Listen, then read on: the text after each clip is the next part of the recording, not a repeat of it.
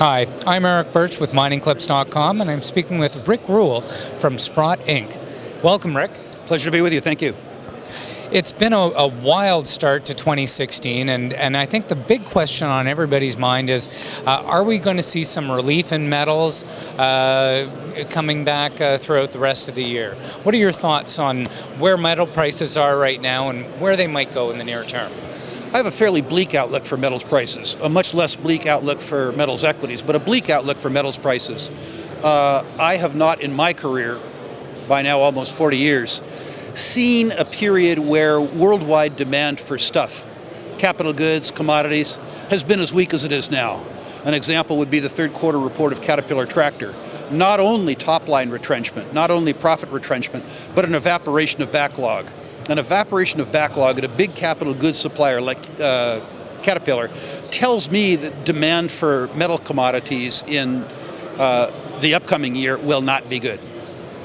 Right, and we have seen reports that in Western economies like the U.S. and the European Central Union, that copper consumption and other base metal consumption has actually been in negative territory. So it's not growing, it has declined over the last decade or so.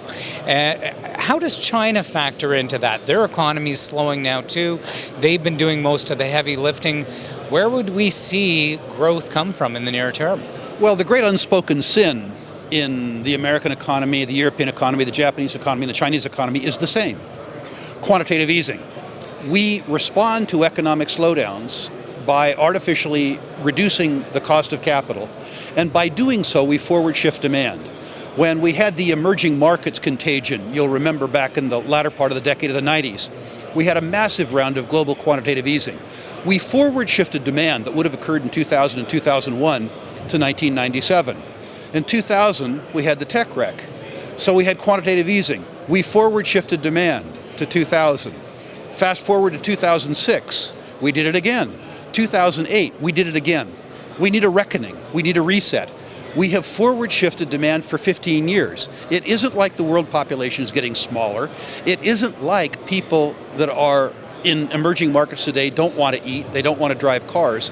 It's that we have used up demand that should rationally be occurring in 2016, in 2012, and 2013. You need to digest this forward shifted demand.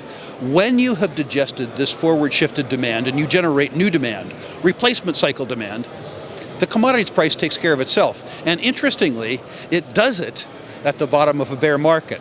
It's eerie how similar the supply destruction and demand creation scenarios that are setting up now resemble the scenario that existed in the 1998 to 2002 bear market, pardon me. And so in your opinion, do you think we are at or close to the bottom? I do, although I think that this will be a very extended bottom.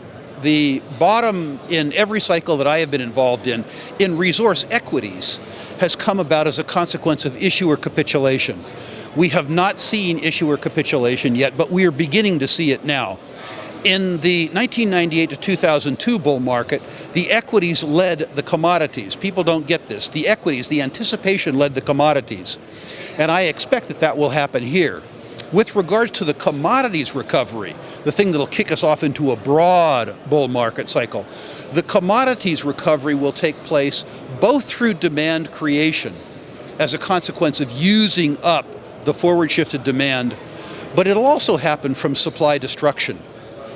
The supply destruction sets the place for a really aggressive bull market, because when you destroy productive capacity, when demand comes back, the market can't supply the demand that comes back because you've shut down the mines, you've shut in the oil wells. An example of this would be the uranium bull market that you remember. We went through a 20-year bear market in uranium. We took the price from $32 a pound to $8 a pound. Doing that, we shut in 40% of world uranium supply. When demand came back from uranium, the uranium price advanced from $8 a pound to $130 a pound. The oil price advanced from $15 a barrel to $115 a barrel. This period of time that we're in right now, where many commodities around the world, copper, iron, coal, uranium, oil, gas, platinum, palladium, cobalt, nickel, are all being priced below total cost of production, sets up a spectacular bull market. Over some period of time, you cannibalize so much of the existing capital that mines get shut in and they can't be restarted. And what that means is that prices don't return to their medium. They shoot way through their median. This bear market will be the author of a bull market. I just can't tell you when. Well, thank you for sharing your insights with us today. And Rick, it's been a pleasure, and we hope to speak with you again. My pleasure.